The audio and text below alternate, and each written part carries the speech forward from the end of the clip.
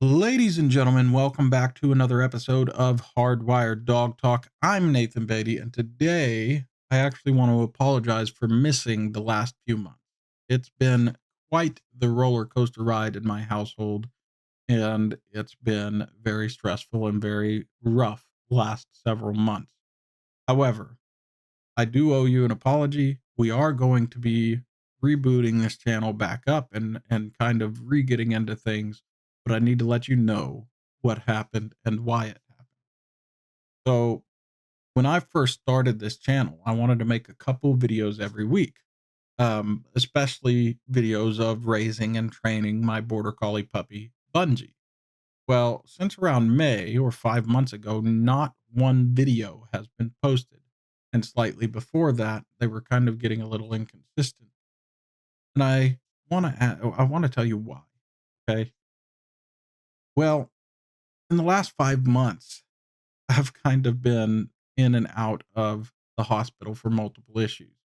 Um, I've had hearing issues, I've had autoimmune issues, and I have had sciatica. So most recently, I slipped a disc, and that disc is pressing into the sciatic nerve, and I'm waiting on the procedure to fully take care of that. It's taken me out of almost everything, including a lot of work activities as a dog trainer, especially. I can barely bend over to take care of things.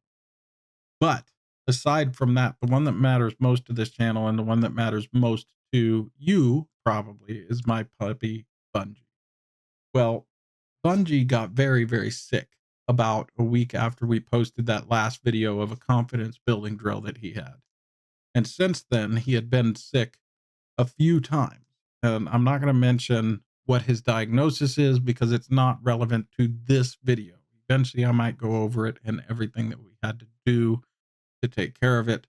But what I will say is that he changed overnight from being this really excitable, hyperactive dog to just being lethargic, not eating, barely drinking, and coughing all the time. And of course, he had a fever. So, as a side note, I want to let you know that if you don't have a doggy thermometer, you should get one and learn how to use them because it's a helpful tool to use so that you kind of know what's going on in your dog. And so when you call the vet, they get all the information. So you could tell them, I have such and such thermometer. It reads this. And they'll know kind of what to tell you in response, like what to do, and have a more accurate diagnosis ready for you so that you end up spending less money trying to figure out all the things that could be wrong. Right. So that's the side note. Get a doggy thermometer, learn how to use it. But anyway, like I was saying, this change was not gradual. It was just overnight. He was playing outside one day and the next he couldn't even get up on his own. And anytime a dog changes behavior, whether gradual, but especially sudden, you need to call your vet. And if it's severe enough, obviously take him to the vet right away. Now, I did both. I called him and I took him to the vet right away. Now, what ended up being wrong was life threatening. But we caught it early, we took care of it. But in taking care of it, it's taken these last few months in order to get him back to where he needs to be because he would, start feeling better and then get worse and then start feeling better and then get worse. It was a roller coaster ride, like I was saying. But we're finally out of that. He couldn't train during those months. He couldn't be around other dogs during those months. He couldn't be around kids during those months or really do much of anything. He had to stay crated and looked after almost 24/7. He had a lot of medication, a lot of vet bills, and it was very hard for the household, especially for my wife, for the last few months. Now, like I said, he's better. We're out of that. For the last month, Bungie has been looking better. He's been acting better. He's bigger and stronger and faster and more excitable than he ever was before. So last week, I called my vet, asked him about his training, asked him about whether or not he's cleared, and they said he would be cleared.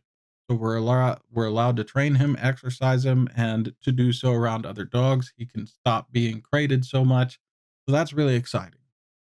But there's one more downer to the story here. And that is back in March, I started going to a trainer for puppy classes. And this doesn't sound like a downer yet, but just stick with me here and I'm going to get there. Now, again, you may wonder, why as a dog trainer would I use somebody else's training? And that's really kind of an easy answer for me. And I'll give you three good reasons. Number one, it's better for him to be around other trainers, other people, other facilities, other dogs, and have different experiences. Most trainers will tell you that. Two, it's better for me because I don't have to take the lead over others instead of focusing on my own dog. You know, if I led a puppy training class, I would have to take time away from my own puppy in order to teach that class. So, in this particular context, I can just go and be around other people, other dogs, and not have to take the lead. But number three, the most major reason in my case, because I can train them on my own, I can get them around other people in other facilities on my own. I don't necessarily have to go there and take classes. So, why did I do it? Well, because I want to train Bungie for agility, and I only have experience in protection dogs. Agility is new to me, and I don't have any of the equipment, and the equipment is extremely expensive, and I don't necessarily have the room for all of it. So I went to a trainer who had the equipment and could introduce him to agility. But here's the downside to all of that. After Bungie was cleared to go back to training, I attempted to make an appointment only to learn that the owner of said facility passed away last week and they're closing that facility down. There's not much to do with agility in my particular area. And so, unless you have that facility or connection, it's really hard to get into it in my area and in my case. So, I had gone to that facility because it's the facility in this area to do that. So, them closing down is quite a bummer. But after a few days of thought and of prayer, I've decided to buy or build the agility equipment over the next several months and begin to train him in agility myself. However, this is very new to me. Now, I'm confident that I can do this on my own, though eventually if I ever want to compete, connections will have to be made and I will have to refine my skills and Bungie's skills with advice from experienced trainers in that field. Now, I'm well aware that most most trainers in this area are positive only trainers, and I am not necessarily. So the other consideration we have, other than those things, is that we also had a rough few months together, and Bungie is rusty on his basic obedience. So we need to revisit our old training and add some new fun stuff alongside it. In that case, because we have to revisit the old training and add some new stuff, I'm going to do my best to make one video at least every week and hopefully two per week. And I'm going to do so trying to do a video on revisiting the old while kind of keeping things diverse and adding variety with the new, because border collies are incredibly smart. They need to constantly be stimulated. They need to know they need something novel and new to play with. You can't just stick to the same old routine all the time.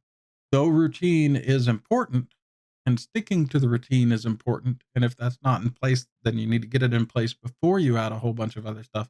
You can't just stay there forever. You have to continually add new stuff. That's why a lot of people, may need to think about what dogs they're getting because a border collie might not be right for you because of what goes into owning one. So, all of that said, I invite you on this journey of learning together. As a dog trainer, even though I've trained many different dogs, there's always something new I can learn. And I always need to keep my mind up with all of this new stuff because if you don't continue adding the variety into your own mind as well and learn new and kind of evolve in the sense of dog training and everything that's out there, then your mind will fossilize and you'll just become kind of useless. So that all is everything going on. It's everything that happened in the last few months, and it's where we're going. So, like, comment, subscribe, share. Bungie and I are back at it, and we have a big goal, and we're going to have a lot of fun. So, thank you, and I will see you guys next time on Hardwired Dog Training.